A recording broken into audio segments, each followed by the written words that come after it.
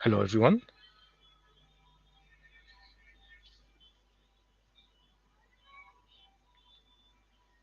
Okay, let's have a quick survey to make sure everyone is hearing us.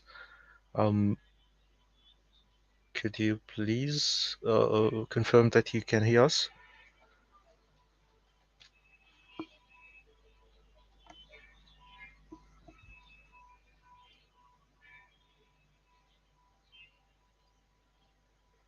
Okay, so we have first confirmation. Um,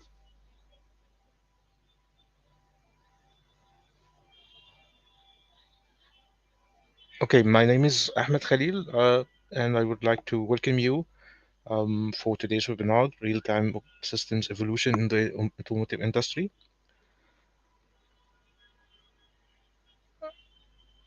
I also would like to hear from you if you have ever attended any webinar with us before.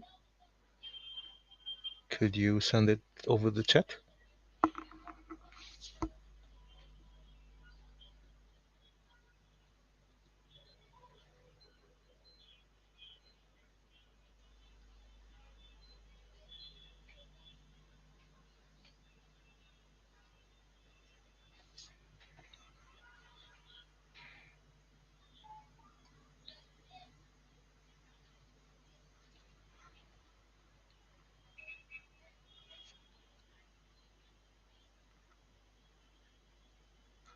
We got one single confirmation from Ahmed Ismail.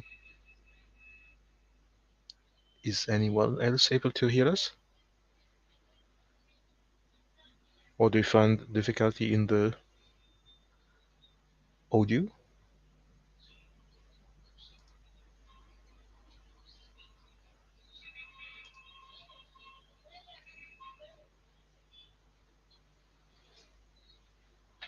Okay, so we now have multiple confirmations. Okay, thank you all. And hello again, and welcome to today's webinar. Um, so my name is Ahmed Khalil. I will be your host along with Khaled Hossameldein. We are greatly honored to have Mr. Hossameldein as a speaker today. Khaled is a senior embedded software engineer at Brusa Elektronik AG, a company based in Germany. He has plus 5 years of professional experience in the automotive industry, and he is also the owner and the main instructor of RTOS Masterclass, which is provided by Sprents, an educational um, solution company. You can find more information about the course in the webinar description. For those who are joining us for the first time, Embedded Meetup is a non-profit professional community with focus on sharing knowledge and providing opportunities to fellow professionals to sharpen their skills and get exposed to the latest technologies. As an example, we had the opportunity to host multiple webinars about automotive applications and autos, which is also common with today's topic. One of the webinars in the autos topic or domain was with the well-known J&J Lapose, the Micro C OS founder and the architect. You can find the video in the description also. Today's webinar will be focusing on the autos side of the automotive or the applications of the autos into the automotive applications. I think one of the topics to be discussed would be will be the OSEK. So let's hear from Khaled more about that. And please consider that we will be handling the questions or any questions during the last 15 minutes of the presentation through the YouTube chat. And finally, I would like to thank you, Khaled, for volunteering for today's webinar. And thank you all for taking the time to join us today. All right, so thank you, Ahmed, for your presentation. I'm very delighted, happy to attend with you this webinar. And so welcome all to this webinar. And good morning, good evening, depends where you are now in the globe and your time zone. So my name is Khaled Abrahman. I will be your presenter today for the topic real-time systems evolution in the automotive industry. I hope that you can already hear my voice clear, sound clear. So I will switch to the presentation. So as Ahmed already mentioned, today we speak about the real-time systems evolution in the automotive industry. Please, if there are any interruptions in my sound or you lose the vision, please just inform this in the chat so the host can already take actions. And I will be speaking for, I think, an hour or hour 30, depends on the presentation. And in the last 15 minutes, we can have open discussion or open questions. So today I'd like to talk with you about one of the most interesting topics in the automotive industry and one of the most important topics that we, as software or automotive software engineers, we work with day to day, and we are in heavily contact with it.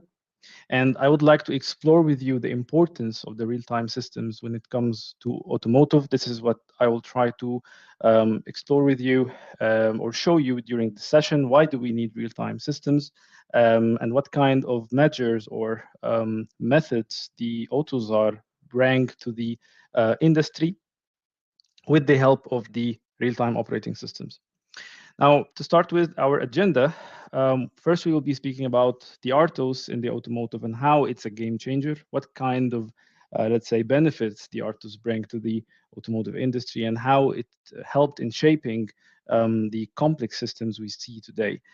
Second, we speak about RTOS in functional safety and cybersecurity, how the RTOS today is used in the automotive in order to implement functional safety and cybersecurity and to realize the requirements and their properties. And the last thing, we speak about the RTOS in runtime. We see how to debug and what kind of, let's say, tools or mechanisms we need to adapt in our environment in order to be able to debug in an RTOS environment. So to start with, we always, when we start speaking about an RTOS, we need to show the difference between a bare metal and the RTOS. Exactly why do we need an RTOS? In order to say, yeah, I need an RTOS, we need first to compare it to a baseline. Now, our baseline as embedded software engineers is always the bare metal. Bare metal programming means that we are writing our code in an infinite loop, in a super, or we call it the super loop method, where on the left side you see all the non-real-time components or behavior is written in the while one. And we have a hardware interrupt. That this hardware interrupt, for example, can read a buffer, process it, and then print using printf, for example. In the middle, we have bare bones RTOS, meaning that let's first take the first one, the non-OS. When we developed using the super loop, we have pros and cons. We need some questions to be answered in order to judge, is it feasible or is the non-OS or the bare metal approach good for us as embedded software engineers in automotive or not? So we need to answer the question of complexity. Is this method able to accept more complex functions? Is it a reliable approach? Is it efficient? Is it maintainable? Can we scale it to different ECUs or different projects easily? Is it responsive when it comes to increasing the complexity of the system? And the most important is safety. Can we say that this approach is safe when we use the bare metal approach in developing today's sophisticated ECUs? Can we say that this is safe or not? Now, when we start speaking about the bare metal, there is always a problem we face is definitely the complexity. I'll go quickly to the next slide and then come back here. But just to, when I speak, you also see the diagram. So this diagram shows how the bare metal is working. So when we have a super loop and we want to implement multiple tasks, so these tasks are ordered and they are executed sequentially. And according to this method, there is no priority. And the responsiveness due to this is very low, meaning if one of the tasks require an immediate action, you cannot simply go and execute that task. You first have to go through all of the previous tasks because the method um, um, you have to go sequentially. And but in the same time, if you have ISRs, the ISRs will preempt the executing tasks, and this is the conventional way.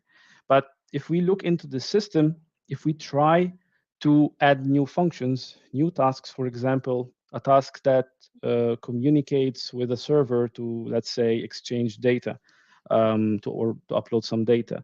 If we put the task in the middle, for example, of this execution, this task still have no priority. So this task needs to wait until all of the other tasks are done, and also needs to wait for the ISRs that you don't know when they will interrupt the system to be finished in order to reach your server task. So this means that this system cannot handle the priorities.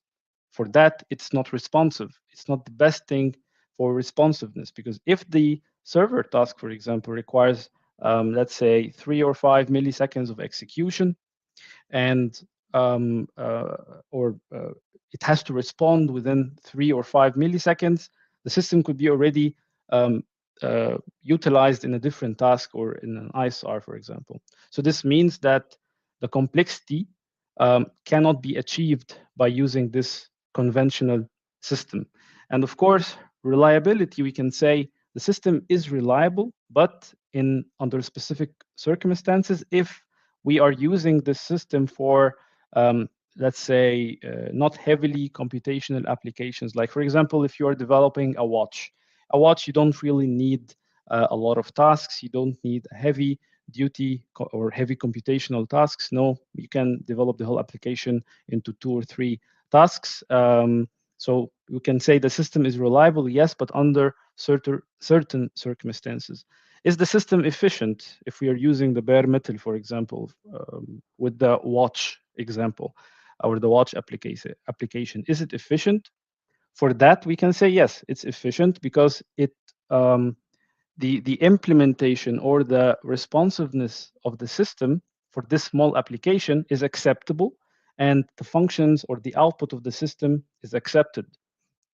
So we can say it's efficient, yes, for small applications, but for larger applications, more heavy, complex applications, we cannot say that this system is efficient.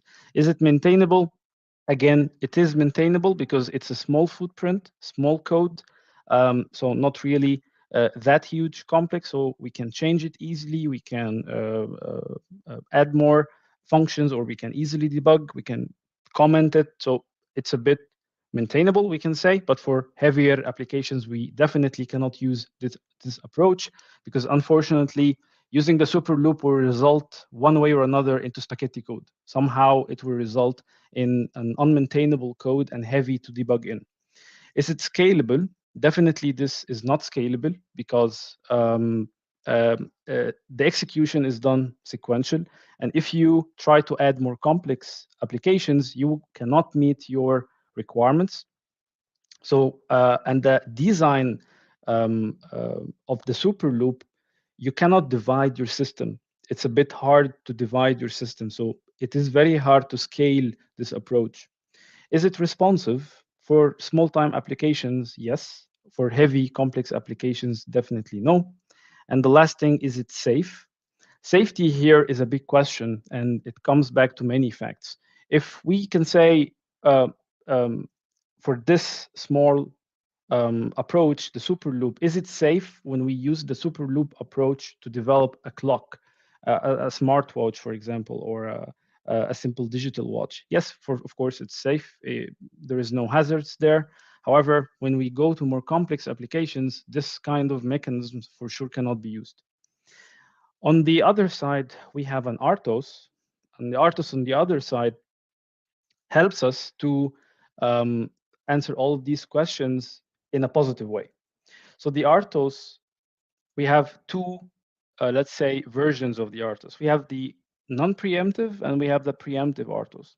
So in the non-preemptive RTOS, we have a course of execution. We have, let's say, one of the functions are now executing, and at some point, the function wants to, let's say, leave the control to another function, give the control to another function to execute a higher priority function or a task, for example. So at some point, it decides to yield.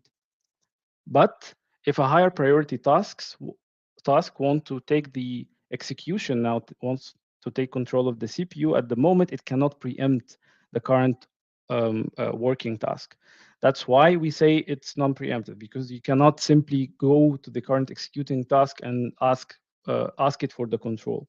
But on the right side, you can see that if we have a green task currently is executing, then we have an ISAR that preempts the current executing task. The ISAR can finish and return to a higher executing task. This is what we call preemption, that you can easily preempt the course, the normal course of execution, okay, but based on the priority. I'll go back again to the first diagram because we discussed what is the non-OS, and then we have the RTOS. Of course, I still need to go a bit deeper in the RTOS, but first we said that the non-OS approach is not feasible for us for high complex applications. And the main problem for the super loop approach is the tasks that require immediate reactions. Now, if we want to update the implementation of the non-OS or the super loop to another method that can react quickly on high priority tasks, we can simulate it by implementing the high priority tasks in ISARs. But this is the picture in the middle. So you see here that we have a super loop, yes, but it's not as the non-OS. Here we initialize what we call, let's say, a simple OS, and then we have two kinds of executables. When we don't have anything executing or requires attention, we are running in an infinite loop, which we call the idle loop. In this idle loop, you are doing really non-real-time work. But when we get an ISAR, for example, we get an ISR from a sensor or from the external interrupts, we execute a high priority task. This approach somehow is better than the bare metal super loop because it reacts on quickly to the high priority tasks or let's say interrupts. But at the same time, if you want to implement heavy computational tasks, you cannot input them in ISRs because this is then a wrong behavior. It's a wrong implementation. ISRs are supposed to be short and concise and to the point. You cannot implement heavy duty tasks inside the ISRs. But then we have the RTOS. Now the RTOS is a mix of both. RTOS provides an environment where you can run not just one super loop, but multiple super loops. The RTOS gives you a way to divide your system from a big, let's say, problem into smaller chunk of problems. Each small problem is a task of its own. It's like a super loop. It's isolated, and each task thinks that it holds the CPU for its own. Now, this kind of modeling, dividing the system into specific or a different set of tasks and then executing these tasks based on the priority, this is the basic concept of the RTOS, that we have tasks and we schedule those tasks based on the priority. And then going back to the RTOS, as I said, we have two versions. We have the non-preemptive version where priorities are not really a problem, and where priorities are really a problem, and then we have the preemptive version where priorities are not a problem. Okay, then why again do we need RTOS? Because with RTOS we can guarantee that tasks can start and finish before their deadline.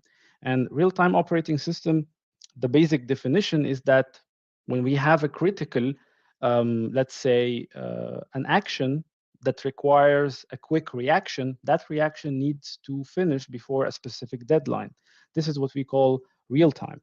Because if the action is finished after the deadline, this could cause a catastrophic or let's say cascading failures in the system, like the airbag system, for example. If the airbag or the ECU responsible for the airbag gets a signal that there is a crash and the airbag is not opened in a specific amount of time, then there is a high risk that the driver will die.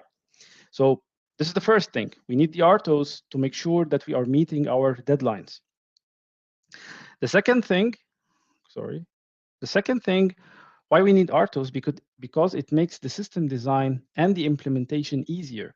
Because the concept of the RTOS, as I said, it works similar to the famous algorithm divide and conquer. So if we have a big problem, we can simply divide it into small problems, which in our case, if we have a big function or a big application, like an ECU, a heavy ECU, let's say for example, an ADAS ECU, we can divide that big application into small tasks. Each task is independent. Each task can be developed and maintained independent from different tasks. And then they all come together, they work together, they execute together with different synchronization mechanisms in order to achieve the high-end goal of the ECU or the application. The third thing is that the RTOS makes it easier for us to develop the application. When I said it's easier to divide the system, it's easier to maintain that system. And at the same time, we can, by the ability of dividing the application, we can have better collaboration on developing the application.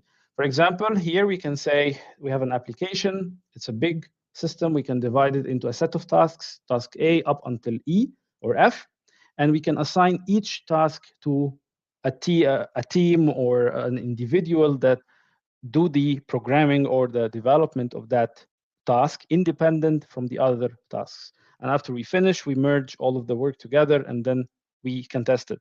So the team collaboration is much better. Testing of the features are much easier because then instead of testing the whole application, we can easily test the small chunk of tasks that we have because they have clear inputs, clear outputs, and we don't really need to worry about the other tasks.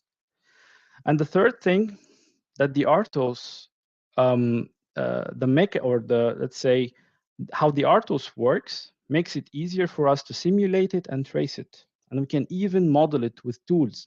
We can already create a model for our system that is designed using the RTOS techniques, the RTOS methodologies, that we have different tasks executing at different points of time with different priorities, with different deadlines, with different execution times. All of this data we can take, feed it into a model, and then we can predict if the system will fail or not. So using the RTOS in the complex systems like the automotive is highly, of course, needed because we need to do pre-analysis of the system before we implement it. So the RTOS gave us the ability to do so. Of course, we will discuss more about the simulation and tracing part in the last section, but just to give you an overview why we need the RTOS at that specific point.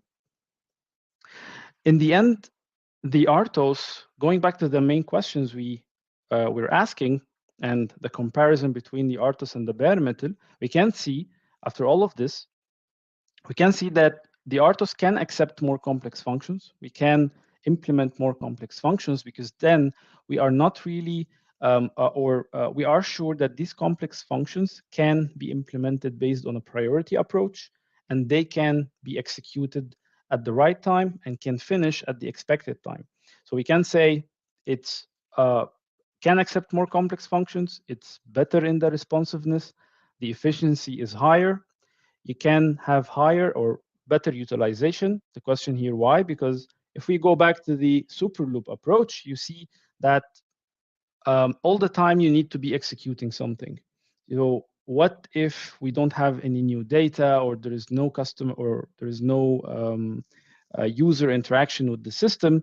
The system is still needs to operate and needs to do a lot of checking because it's working sequential. There is no priority, you know, which makes it heavy or all the time utilizing the CPU.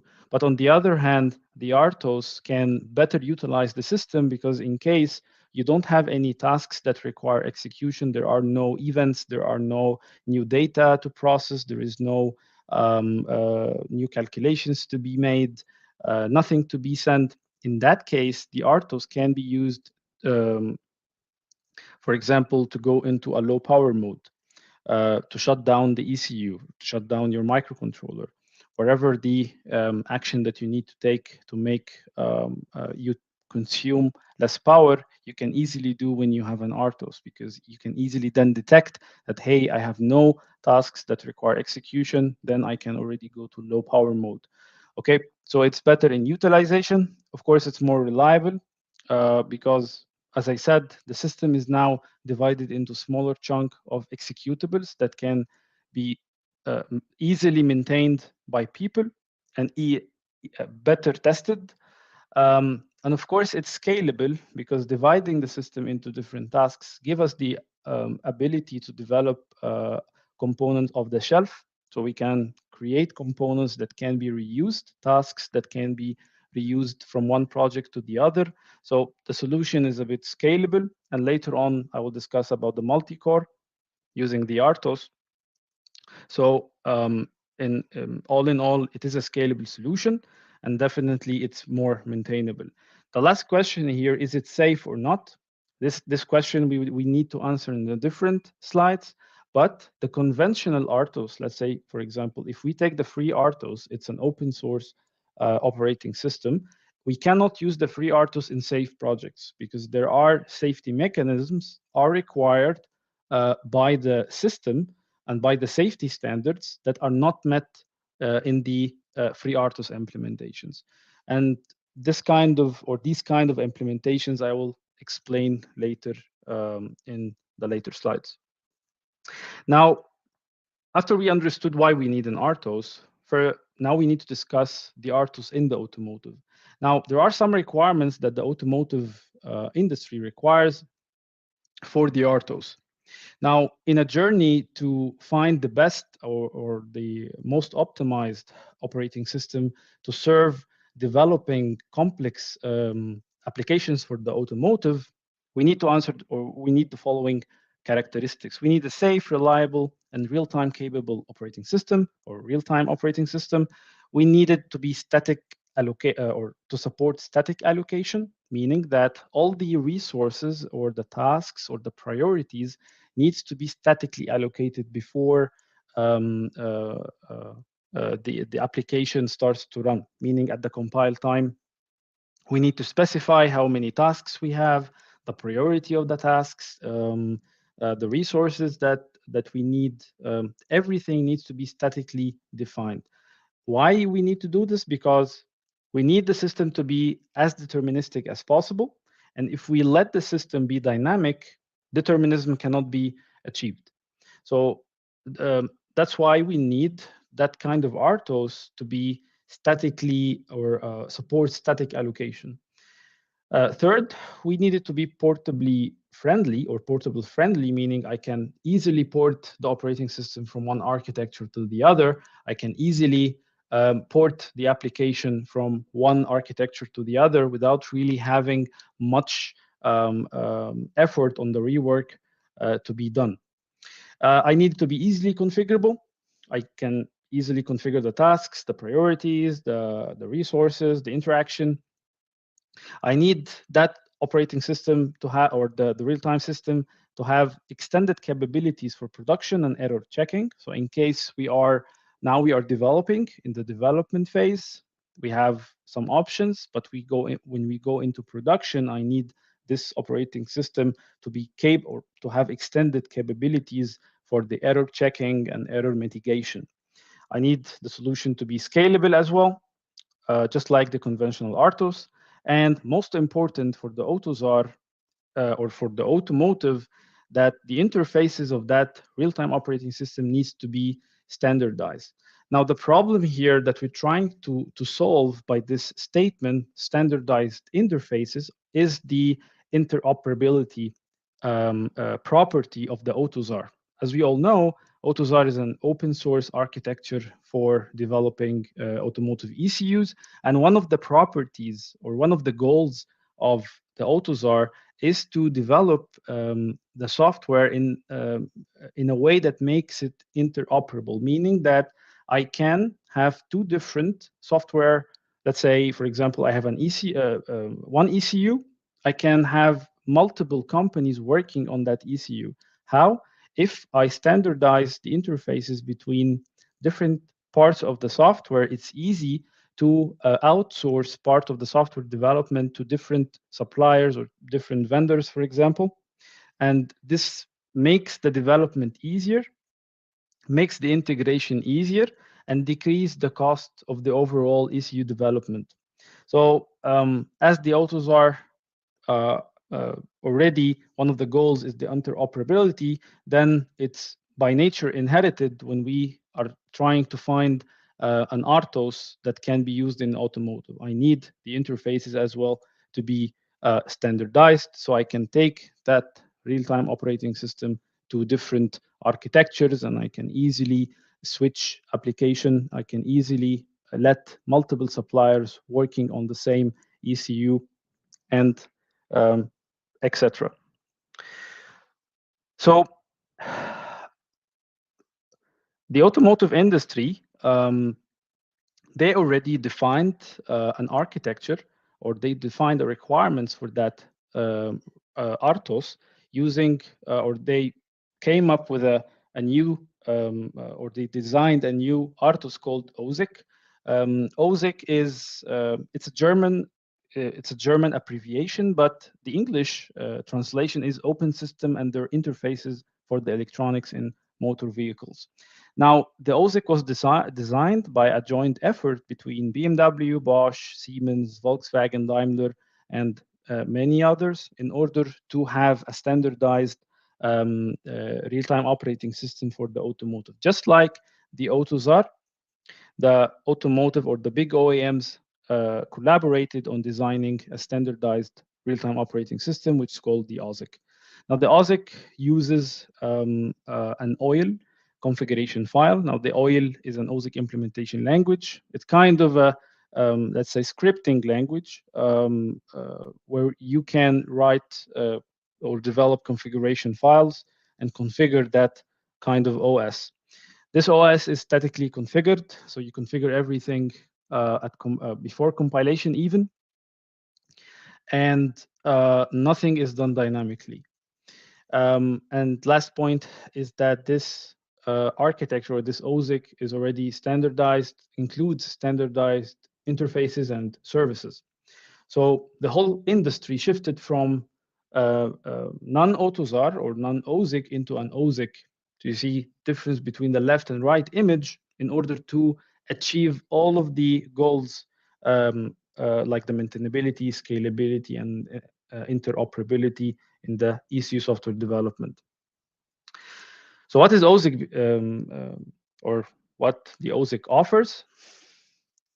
The OSEK operating system includes task management, ISR management, resource management, and it's built on top of counters, alarms, and events. And those three are very important when we speak about the task scheduling and task activation and all of this stuff.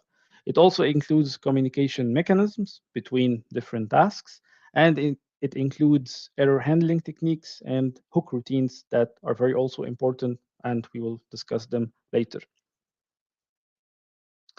So in the OSEK operating system, we have two types of tasks. We have a basic task and we have extended task. In the basic task, or the difference between the basic and the extended task is in the type of, or is in the states that they can use, or they can transition from and to. So we have four different operating states for a task. We have running, suspended, ready, and waiting. Now, if you see the arrows here, you see that the basic task can only transition between running, suspended, and ready, but cannot go to waiting. This means that this kind of task cannot really wait on resources. And this is the difference, that a basic task cannot be blocked. It cannot wait on an event, and it cannot request a resource. So basically, it goes from ready directly running back to suspended. You cannot block the task. You cannot let the task wait for an event or request a resource. This is basically why it's called basic. So the basic task only uses those three states. But on the other hand, extended task can go to the waiting state, meaning it can request resources and it can get blocked if those resources are not yet ready or available, and it can wait for events.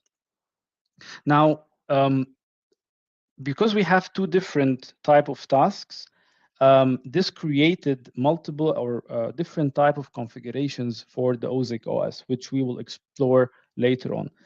This different kind of configurations we call conformance classes. It's like different profiles of the OSEK OS because we have these two different distinguished tasks.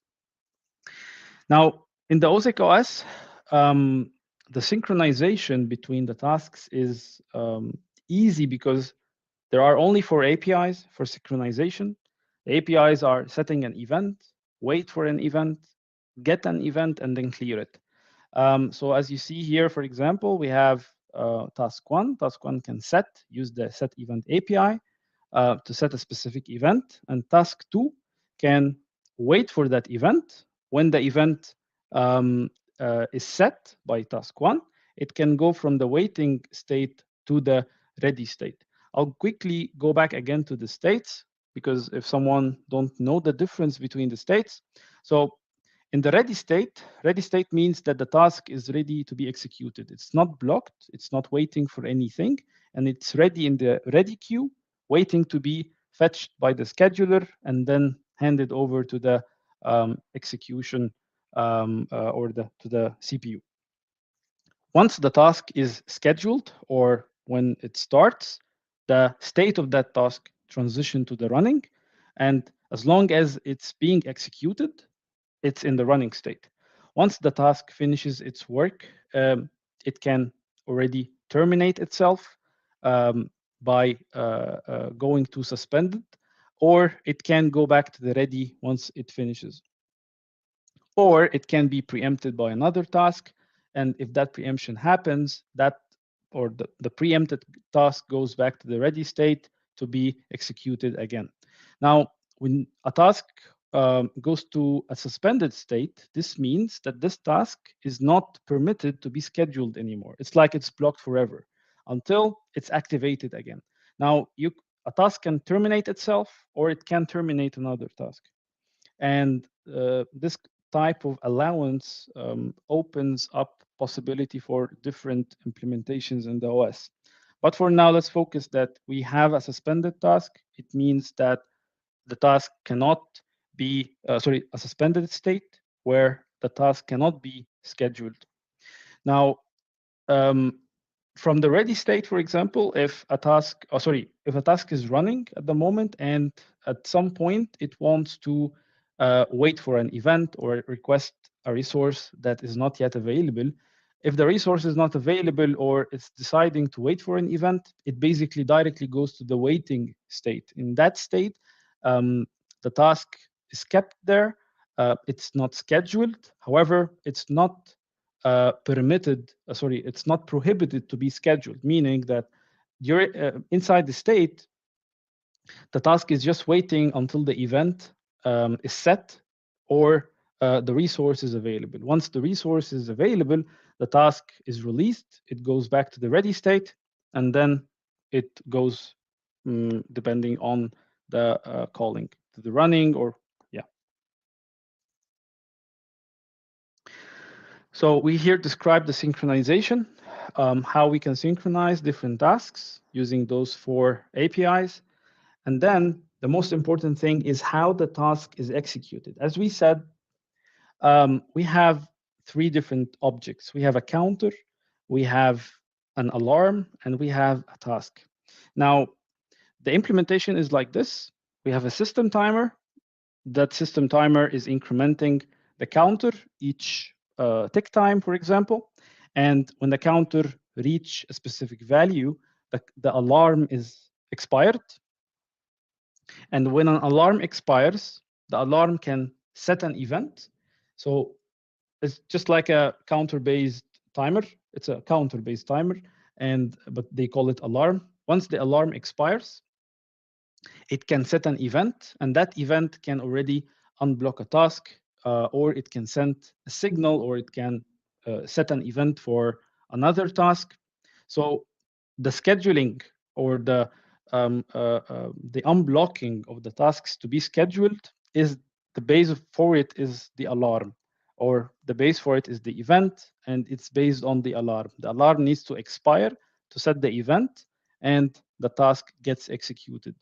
On the right side, you can see how the task in the OSEK or using the OSEK is implemented. It's an infinite loop. Before the infinite loop, we can do one-time actions. Like, for example, here, it uses set relative alarm. So this alarm expires every 100 milliseconds. And every 100 milliseconds, when the timer expires, the task is scheduled. This means that this task is executed periodically every 100 milliseconds. Now, in the task first waits for an event. Basically, it's blocked here at this point until the alarm expires. And once the alarm expires, it reads the event, clears the event, and then it sees if the event that made this task execute, if it's the alarm task, then I execute cyclic functions. If it's a different event, for example, an event here could be reading a message or receiving a message from another task, then that if condition needs to add another case if the event is, for example, receiving a specific signal or a specific event, then I execute something different. And then once that part of the task is executed, it goes back to the first line, then it goes back to the waiting. So this means that the task starts, executes something, then it blocks itself again until a new event happens. This is how the tasks in any RTOS is executed. In the OSEK OS, the scheduling policy is fixed static priority scheduling, meaning that we have, as I said, everything is already statically defined, even the priorities of the tasks. So that's why we call it fixed static priority scheduling. And the tasks are queued in a first in, first out queues. And as you can see from the picture, we have different queues. Each queue represents a priority list. So for example, the first queue on the left represents the queue of the highest priority tasks. In this queue, I can have, let's say, one or two or more than two tasks with the same priority. For example, priority 5. In the next queue, I have 3 tasks with priority 3, and so on. So the fetching of the tasks or the scheduling is based first on the priority. So the scheduler first scans the priority or scans the queue from the highest prior queue, and then inside the queue, it fetches the tasks according to the FIFO, first in, first out. So the first task that gets in the queue is the first task that gets out of the queue and scheduled. This is the process, or this is the scheduling algorithm for the OSEK OS. And the last thing, as I said, priorities are already defined at compile time. This kind of scheduling is pretty much similar to the free RTOS. If some or some of you already know the free RTOS, this kind of scheduling policy is exactly the same as in the free RTOS. Here I mention, or here I explain what I mentioned before about the conformance classes. As I said, we have 2 types of tasks in the OSEK. We have the basic task and the extended task. And due to the having 2 different task categories, we have different profiles of operation, or let's say configuration for the OSEK, which we call the conformance classes. So the conformance, we have 4 kind of conformance classes. We have PCC1 or Basic Conformance Class 1 and PCC2, and ECC1 means Extended Conformance Class 1 and 2. Now, if we take the first class, here we see that this class, or in this class, you can configure only basic tasks. You cannot configure extended tasks. You can only configure one task per priority, and you can only activate that task once. If you take ECC1, for example, you see that you can schedule basic and extended tasks, but still only one task per priority, and you still can only activate those tasks once. And the last conformance class, everything is allowed, if you can see. Moving on to the category or the ISR. So in the OSEK OS, we have two kind of ISR categories. Now, as we know, the normal ISR is executed by hardware. When there is an ISR detected by the hardware, it executes the ISR handler. And this is all done by the hardware. This is exactly the category 1 ISRs, that this kind of category is executed by the hardware. There is no OS, let's say, intervention. The OS has nothing to do with the ISR. It's just it preempts whatever executing right now based on the ISR priority. But on the other side, category 2, or what we call CAT2 ISRs, they are addressed or they are controlled by the operating system. So if, for example, we get an ISR from the hardware, that ISR is translated into some kind of an event that the OS buffers, and then it calls the corresponding ISR or the routine handler from inside the OS. That's why we call it it's OS driven ISR, that the OS itself calls the ISR, not the hardware. Why we do this, or why we have something like this? Because there are some mechanisms where the ISR, we need the OS to control, because the OS can take some actions based on the return of that ISR. Or if that ISR, for example, takes more time than expected, then the OS can impose some monitoring or some counter actions to raise a fault, for example, or to break the ISR. There are many possibilities or many mechanisms that can be implemented to control the ISR behavior when it's under the OS hood. Last but not least, the OSEK OS provides 6 types of OS hooks. We have startup hook, shutdown, pre-task, post-task, error hook, and communication error. The startup and shutdown, as from the naming, the startup hook, for example, is called when the system starts, when the whole system starts. And the shutdown is called when the system is about to shut down. And inside these hooks, you can do some application-specific actions. And the most important, I would say, are the pre-task, or the most important 3 are the pre-task, post-task, and error hook. The pre-task is called when or before a task enters the running state. And the post-task is called when the task leaves the running state. And using these 2 hooks, the pre-task and post-task, you can implement some logic in order to help you, let's say, debug inside the operating system. And this is what we will discuss in the last section. The error hook is called when there is a problem in the operating system. And that error, when an error hook occurs, you can simply go to the error hook and find out what kind of error that the OS, what kind of error occurred in the OS from the error hook. And sometimes for some kind of, let's say, problems that, for example, we faced during our lifetime in the automotive, some kind of errors we can easily bypass in the error hook. So in the error hook, if we detected that that this is a problem, we just bypass it and then the OS continue working. However, this is not a right approach. I'm just saying that some kind of errors can already be masked or filtered out in the error hook. Now, we understood what is OSEK OS and why we need RTOS. Now, there are different mechanisms to implement the RTOS in a project. And it's basically the topic where we discuss multi-core. So when we have a multi-core ECU, we have different kinds of, or different, let's say, implementations for the RTOS.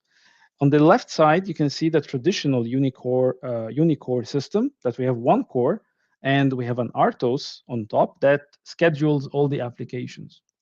On the middle side, on the middle picture, you can see we have two cores. And this type of cores, we call them the asymmetric multiprocessing cores.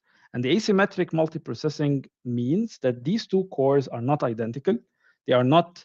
They do not have the same architecture. Some kind of the asymmetric cores will not share the same memory space. They will share only small part of the memory space in order to exchange data, but not the entire memory space. So we can say that they are like 95% isolated. However, they are executing in parallel together on the same ECU. So for each core, we can already provide separate RTOS that can schedule different kind of tasks. So this is what we call the asymmetric processing or asymmetric multi-core processing. On the other side, we have symmetric multi-core processing, where the cores are identical in the architecture and they share the same memory space. And for that kind of architecture, we can already work with one RTOS. So one RTOS can be used to schedule system tasks in either of the cores. It can schedule, for example, task 1 to core 1 or core 2 based on the configurations and the implementation. However, in the automotive, we don't really have that kind of behavior. For example, if you're working in an SMP environment, in symmetric processing environment, we do not have an RTOS that will schedule the same task on core 1 and core 2. No, it's either core 1 or core 2, because as I said, this kind of behavior is prohibited in the OSEK, or at least in the automotive, because we need everything to be statically defined before we deploy to the ECU. And statically defined also includes to which core that task will execute. And this helps us, as I said, in determining the behavior of the ECU, or modeling the system. So I hope that part was clear. I will jump now to the second part, is the RTOS in functional safety and cybersecurity. Okay, I think, yeah. So now we understood what's RTOS, what is the OSEK, what are the automotive requirements for a real-time operating system. Now, we want to see how the RTOS is used to achieve functional safety and cybersecurity in today's automotive development or automotive software development. Now, today, there is a huge growing need for these two concepts, functional safety and cybersecurity. Today, it is mandated that each vehicle that contains ECUs must implement functional safety and security mechanisms in their architecture or in their system. And we can also see, I think I switched, yeah. So before I go to the fourth slide, let's first say what is functional safety and what is cybersecurity. Functional safety, according to the ISO 26262, it's a standard developed in order to implement functional safety requirements in today's ECU development.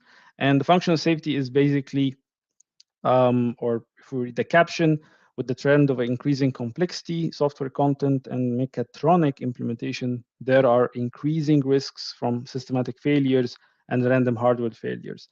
In other words, functional safety means that if we have a hazard, if we have any problems, any systematic failure or hardware failures in the ECU or in the EE system, the electric system, that kind of failure we would like to mitigate in a way, in a safe way, that we do not cause any harm either to the driver or the pedestrian. So for example, if an ECU or a hardware component for some reason the ECU crashes or that component fails, we would like that the car mitigates that failure in a safe way or handles that failure in a safe way in order to save the life. This is what we call functional safety. So the system will fail, but in a safe way, or in other words, we call it fail-safe. For the cybersecurity, we work with a standard called ISO 21434. This is the standard that we use to develop today's cybersecurity requirements in the ECU development. And the cybersecurity, by the let's say the public knowledge, when I say cybersecurity, people think that it's only related to confidentiality, that the data needs to be confidential. You cannot know the password or know if a password is leaked. This is called cybersecurity breach. People think that this is the only cybersecurity property, but there are three different properties. One of them is confidentiality, which means that the data that we exchange should be secret, should be confidential. But there is another attribute called integrity or property. We call cybersecurity integrity, which means that integrity means that the data that we receive from another person is correct, that it has not been manipulated with.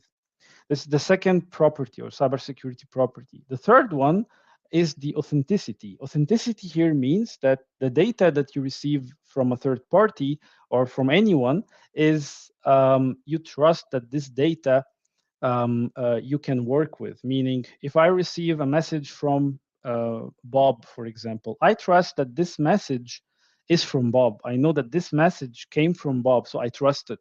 This is what we call authentic or authenticity. You make sure that what you are receiving is really transmitted from a person that you trust.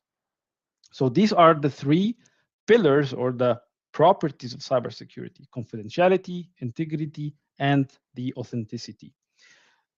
Together, the three of them, each ECU today needs to implement mechanisms that provide protection against violating one of these cybersecurity properties. So if we, for example, say for the authenticity, we need to make sure that no one can, for example, open the ECU and exchange the software. It has to be done through an authenticated process. Here, for example, we don't care about confidentiality, but we care about authenticity.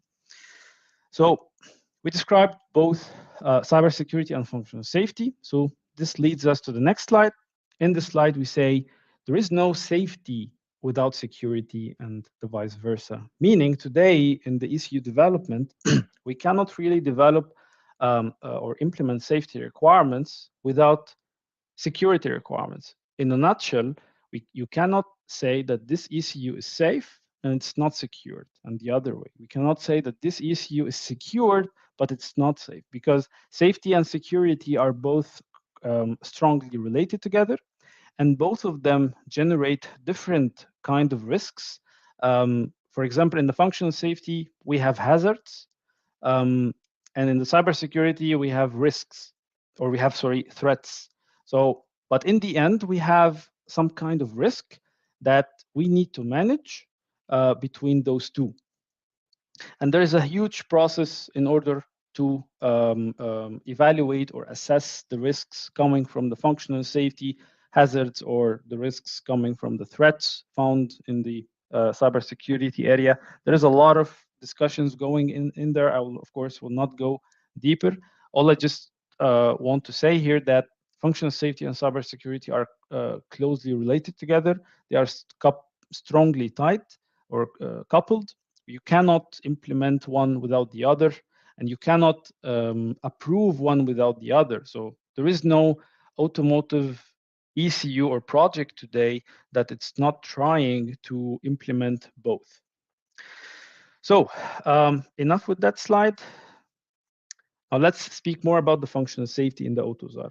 So in the AUTOSAR, in the functional safety, as we said, functional safety is built on the top or in the concept that we have some kind of a hazard. That hazard or could lead to a failure, and that failure could lead to a potential loss of life, for example.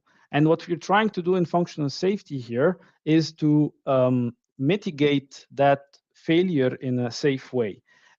This kind of, or this process needs to be controlled but by what we call ASIL levels. ASIL is somehow a qualitative information that we give for each hazard. It's like a risk, or it is actually a risk. When we give a high risk for that hazard, it means that we need to treat that hazard definitely. We cannot, like, for example, leave it for chance. And we have four kind, or let's say 5 kinds of 5 levels of risk in the functional safety. We have a QM, and then we have ASIL A up until ASIL D. How we actually define if that hazard is QM or ASIL D based on 2 inputs, based on the severity of it, or the impact of that hazard, and the exposure, or we call the rate, or the probability of that hazard. So we have 2 parameters, the severity and the probability. Both we can, from them, we can conclude the ASIL level of that hazard.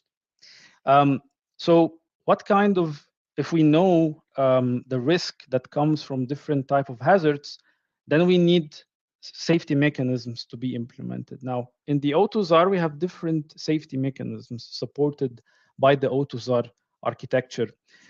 We have program flow monitoring, meaning we can monitor if the program flow is in the right way or not, or the program is flowing in the right way or not, like the function 1 calling function 2 calling function 3, but not the vice versa, for example. We have deadline monitoring detection, meaning that if a task or an executable entity takes more time than planned, we can already do a countermeasure there, or we can raise a flag or set a fault or mitigate it in another way. We have a way to monitor the execution time. And we have a mechanism called end-to-end protection. End-to-end protection means that the data that we send between 2 points, the data is correct and it's not repeated. This is the end-to-end protection. It's built on top of having a CRC for the messages, for example, that we are exchanging, and we have a sequence counter. This is the end-to-end protection, and it's mainly for communication. And the last important, or the most important thing, is the OS and memory partitioning. This is exactly what the point that we will discuss now, the OS and memory partitioning, because this is what's related to the RTOS. So what we want to see is what is the memory and OS partitioning doing in order to achieve functional safety, and what is the RTOS, what is the relation between the memory and OS partitioning with the RTOS, or let's say from now on the OSEK. So in memory and OS partitioning, what we do is that it's basically a common approach to separate or divide the software components away from each other. So we are operating on a very important property for the functional safety called freedom of interference. Freedom of interference means that if we have different components, we would like these components to operate in an isolated environment, so they cannot, like, For example, if we have two different software components or two different tasks, we want them to be isolated. So task A, for example, cannot access task B. It cannot access the memory of task B and intentionally change it or manipulate it or read it even. So the memory and OS partitioning is a way, as I said, to separate software components on the physical level, even by separating or protecting their memory areas that they use. And we will get to know this in a second. Second thing is that the software components run, as I said, in isolated areas, and any interference between them is inhibited by a memory protection mechanism. In our case, it will be an MPU, memory protection unit. It's a hardware driver, for example, that imposes protection on different areas of the memory when it comes to read, write, and execution. Last thing, in safety critical environments, partitioning allows the integration of software components of different ASIL levels on a single system. Now, this phrase here is very important. Here it mentions that software components can be categorized as different ASIL levels. So we can develop a software component that is compliant to a QM, for example, or it's compliant to ASIL A, or it's compliant to ASIL D. The higher ASIL level, it means that this component um, um, needs to implement more mechanisms for functional safety because this component is higher or have high risk functions or features that needs to be really protected. So how in the AUTOSAR, how the operating system is, or what is the relation between the RTOS and memory and OS partitioning? When we speak about the AUTOSAR defines, just like the RTOS, the smallest atomic executable unit is a task. But in the AUTOSAR, the smallest executable thing we call a runnable. A runnable is like a function, okay? And we can have many runnables, and all of these runnables can be mapped to a task, just like the task we saw in the previous slide. It's like a super loop. It's an infinite loop implementation of a task or implementation of a function. And inside that super loop, we can call different functions. These small different functions we call runnables. Or in another word, we can call them jobs. And these runnables are triggered by events.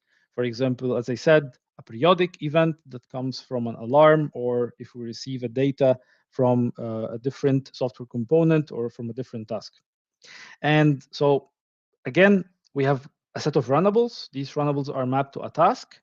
And together, a runnable and a task, they are software components. So a software component is like a container that holds one or more tasks, and each task can hold one or more runnables.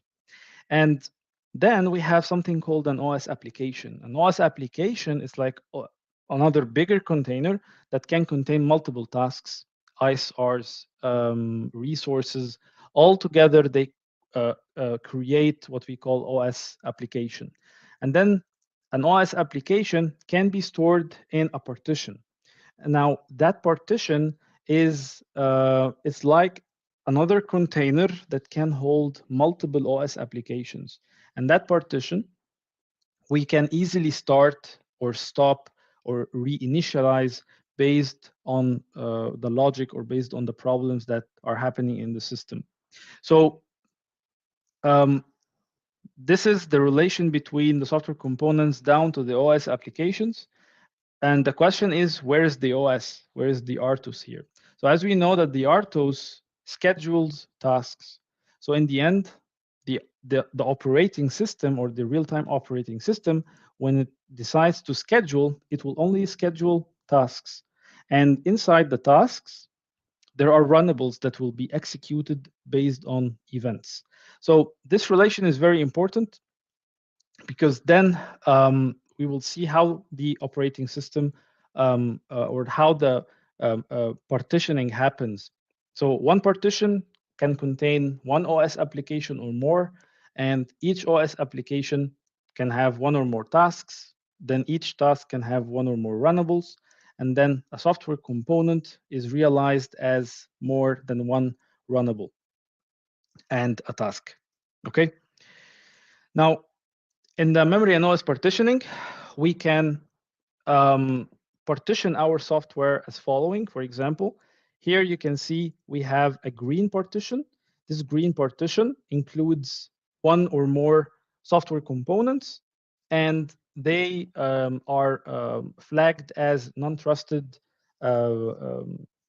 partition or non-trusted OS applications. And in the red area, we have a partition that is trusted. It runs in a supervisor mode.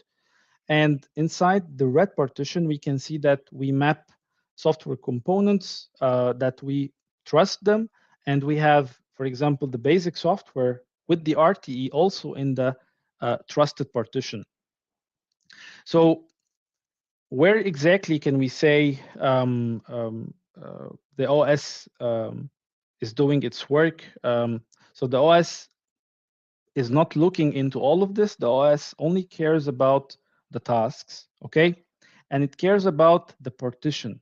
Why it cares about the partition? Because if we can isolate those components together in a specific OS partitions, if we can partition our software, we can protect them from invalid access from, for example, if we have two partitions like this, the green and the red, the green one is non-trusted.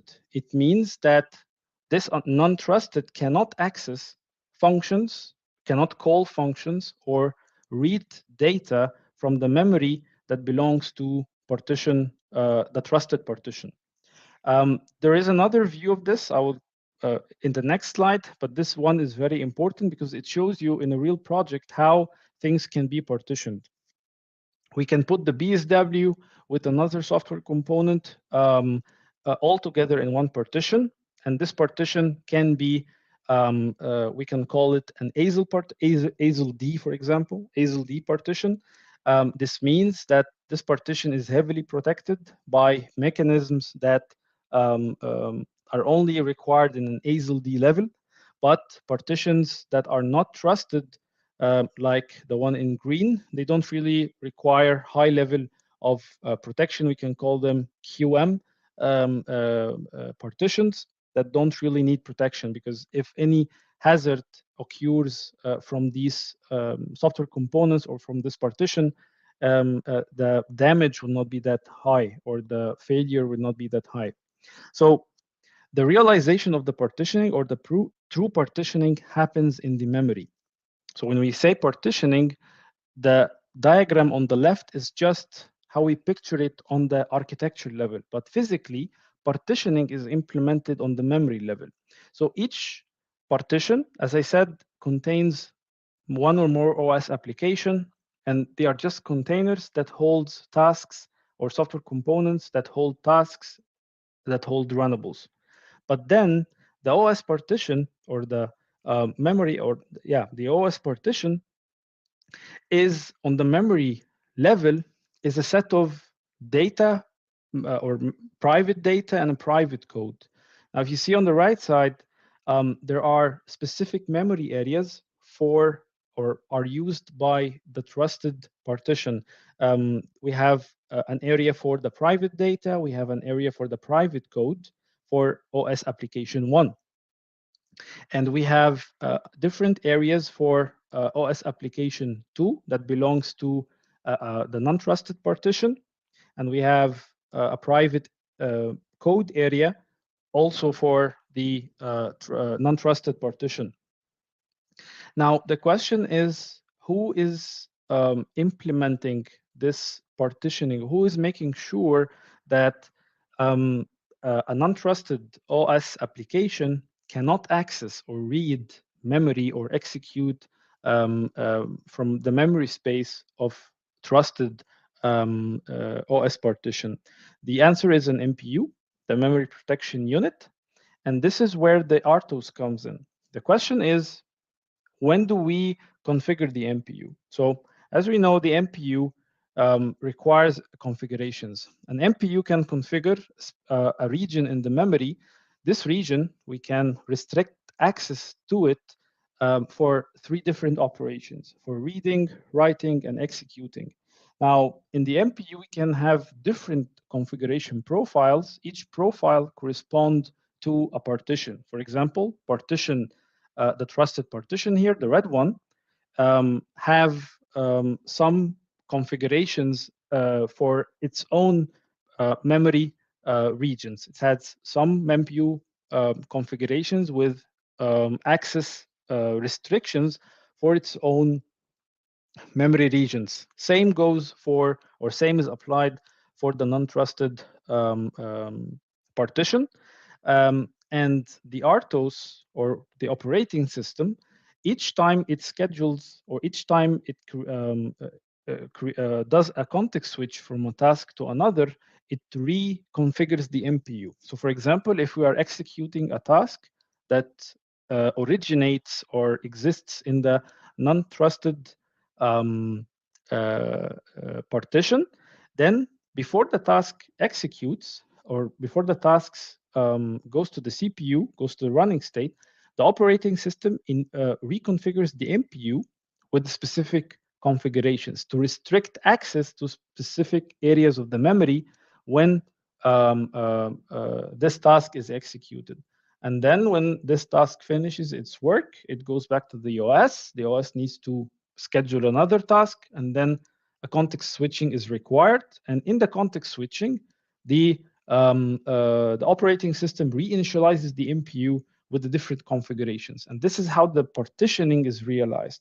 So the partitioning, it means, again, that we divide our application into some logic partition barriers we call OS partition.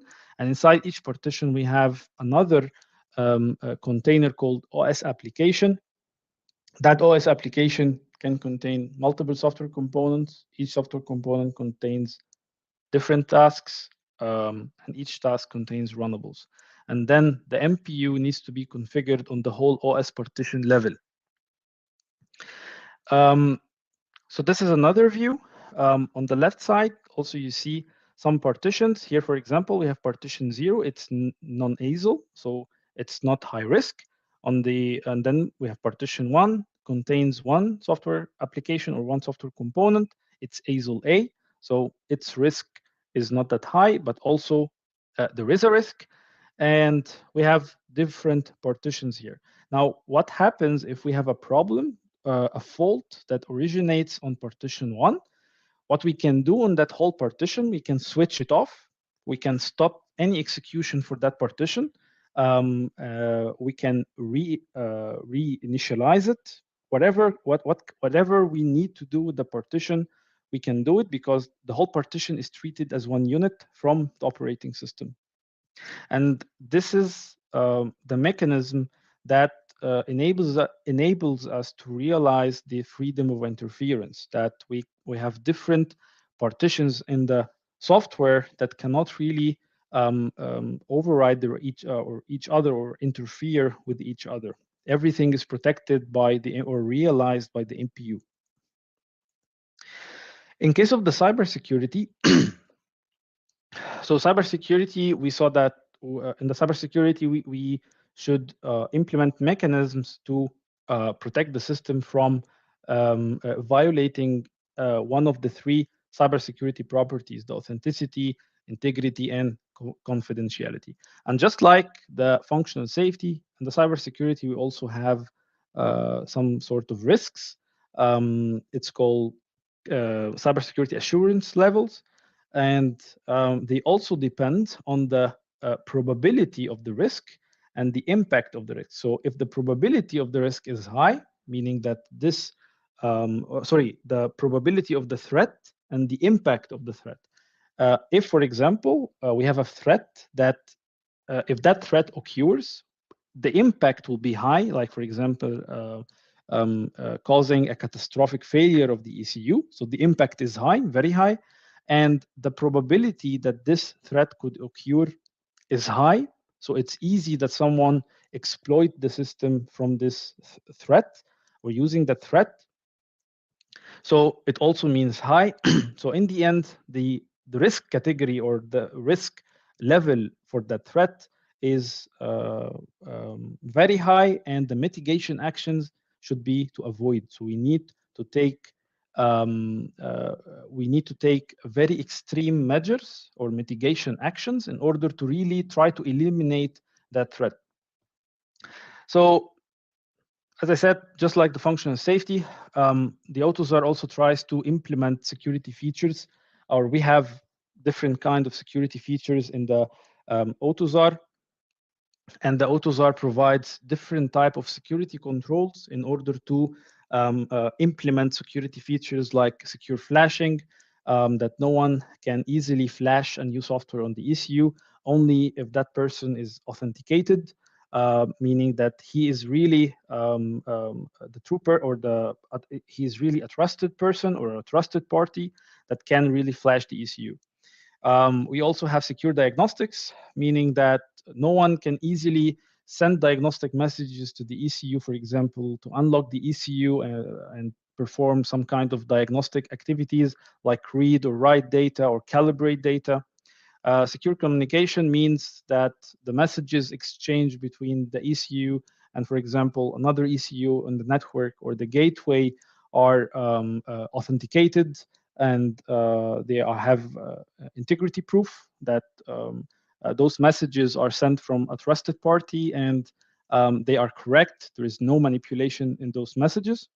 And there are many other cybersecurity functions that, of course, I didn't mention here, just here as an example.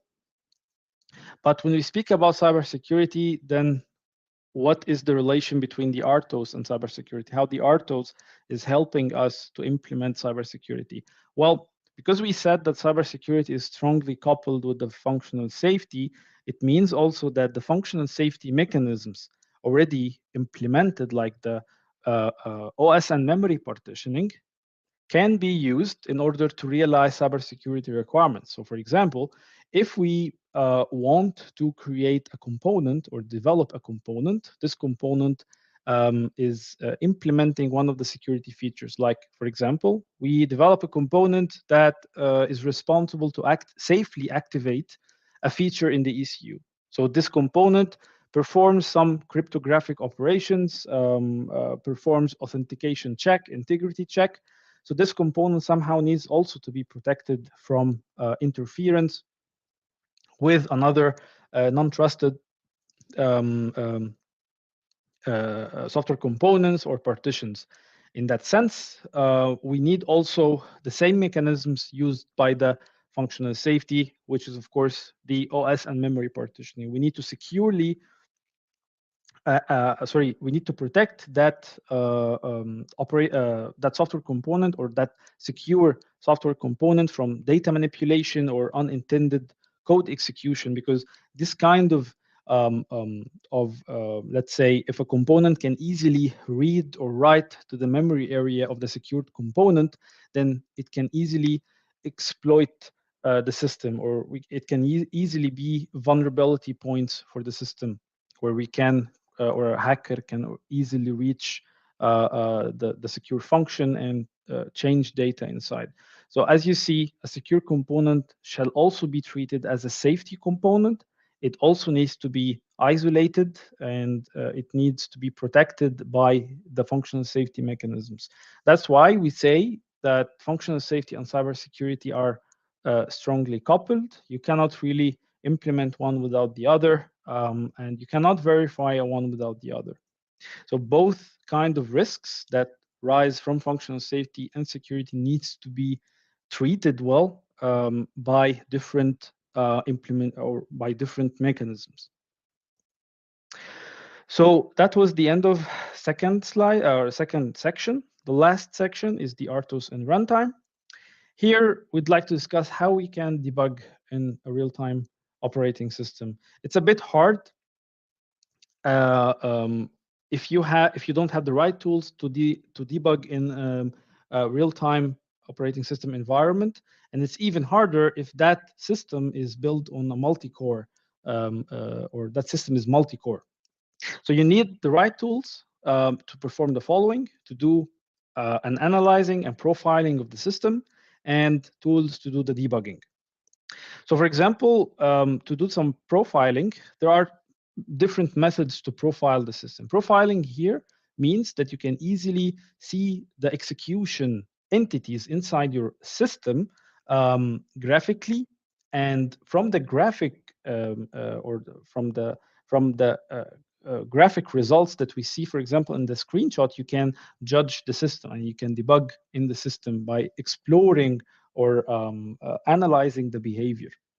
So the first method, you can easily do the profiling using GPIOs, OS hooks, and the logic analyzers. And here, if you remember the OS hooks we mentioned before, like the pre-task and the post-task hooks, you can easily implement GPIOs there with the logic analyzer in order to see when a task comes or starts running and when exactly it ends. And this kind of implementation is easy, straightforward, and the latency, I would say that, or the accuracy is the highest using this approach because you are using physical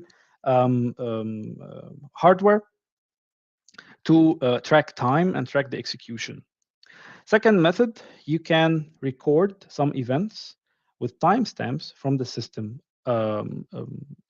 online. So you need like to create a buffer, and in that buffer you need to store system events with the timestamps, and then you can use an offline tool to do the analysis and visualization. There are two famous tools like Gliva. Gliva is a very powerful tool to do this profiling. It requires that you do that kind of recording, and then you just need to run the recording on the Gliva, and you should easily see the behavior of the system. Also, there is another tool from Vector called Vector TA Tool Suite. It also uses the mechanism of the buffering using the debugger, the famous debugger, for example, the Lauterbach. You can easily create a buffer there and store system events with their timestamps, export it, and then inject it to the Vector TA tool suite, and then it will profile or show you the execution of the tasks. As you can see, for example, on the image on the right, you can see tasks that are executed in the timeline, when exactly they are preempted. If there is an ISR, you can easily measure the response time, the latency, everything. A third method, you can use a profiling tool that performs online analysis using the system symbols, just like the Lauterbach. The Lauterbach, for example, it has a feature called profiling. It uses the symbols that it knows from the ELF file to create this profiling, and this is live. However, it's not the best, not the highest accuracy, but it serves well for, let's say, some cases. The last thing I want to say is, if you want to debug in a free RTOS, or for example, or if you want to debug in any RTOS, there are what I call focus points. These are the points that you really need to put breakpoint and to see what's happening in the system. So there are system hooks. For example, the context in and context out, and the idle task or the idle hook, if the idle task comes or not. The tick increment, there is an normally there is a hook if there is a the tick is incremented. This is the point where the scheduler normally runs. You can also put there a breakpoint to see what's happening before the task is being fetched and executed. You can also put a breakpoint in the idle task itself to see if the idle task comes or not, because if the idle task is not, for example, coming at all, this means that the system is 100% loaded and there is no time to go to the idle task. So you have 100% utilization. And also you need each operating system in the implementation of the kernel, there is some kind of variable where you can see which task is currently being executed. For example, in the AUTOSAR OSEK, there is one variable that you can see which task is running, or sorry, which runnable is running, and this runnable belongs to which task, and this task belongs to which OS application, what is the priority of it, everything that you need to know. So with this slide, I end the presentation. I hope you all enjoyed it. Now we can start 15 minutes of questions. So thank you. And yeah, I look forward for your questions. Thank you very much, Khaled, for this comprehensive presentation. Okay, let's start with the first question. We have a question from Three Cans. Or they asking about why do we need autos when we have AUTOSAR already?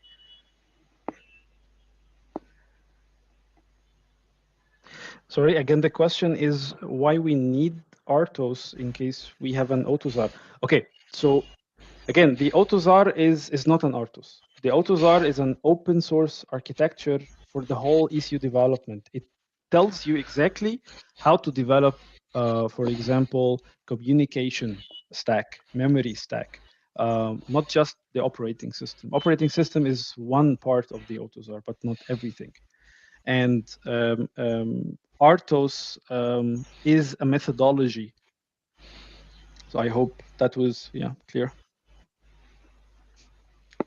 Okay, thank you very much.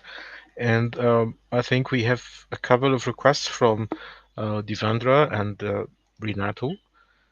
They were both asking if the masterclass of autos provided by Sprints it could be provided in English or there is a version. Yes, please. So at the moment there is no English version. However, it's planned, but I cannot really give a tight deadline for it. It's planned, but yeah, in general. Okay. We have also a question from Muhammad asking about free tools for autos tracing. So there is tool called Sager. It's an online tool. And you can use Salea logic analyzer with the method using the GPIOs to profile the system. Yeah, I can also put the links after the presentation. Yeah. Okay, thank you. We have also a question from Ahmed asking about an advice for graduation projects for senior students. So the question is, what is your advice for engineers who wants to master OSEK during their graduation project? What kind of ideas that allows this topic? This is a good question. So my recommendation is, so normally when in the graduation projects, people use the free RTOS because it's open source. But there are open source implementation of the OSEK already on GitHub, for example. They can already use this instead of the free RTOS. So any project that they need a free RTOS, just exchange it with the OSEK, and there are open source implementations for it, as I mentioned. What is Okay, just a side note that because it was mentioned during the presentation that there is a vector tool to analyze the artist profiling.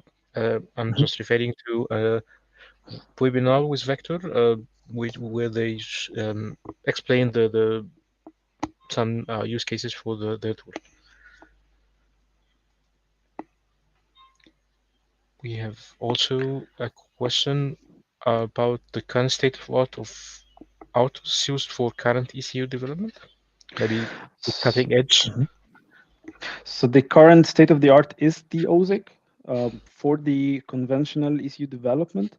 However, there are some other versions or there are some other ECU types that uses different architectures. So in the AUTOSAR, we have something called classic AUTOSAR and we have adaptive AUTOSAR. And these two create two different kind of ECUs. The classic AUTOSAR is used for ECUs, the conventional ECUs that is created for a specific purpose, like for example, ECU developed for the powertrain or ECU developed for the visibility or the light. But when it comes, for example, for the infotainment ECUs, they require a Linux environment. There we have a real-time operating system called QNX running. So when we speak about adaptive, it's QNX. When we speak about the classic, we target or we speak about the OSEK. Okay, thank you very much for this answer. And finally, again, Renato is asking if the slides would be provided. I think yes, of course, the slides. Yeah, I can share the slides with embedded Meetup, and they can post it. Okay, I would like also to join Renato for thanking you for this clear, also concise, comprehensive, enlightening presentation. Thank you very much for taking the time. We appreciate to prepare and to present this material. We really appreciate you taking the time for that, and thank you all for the participation and the questions.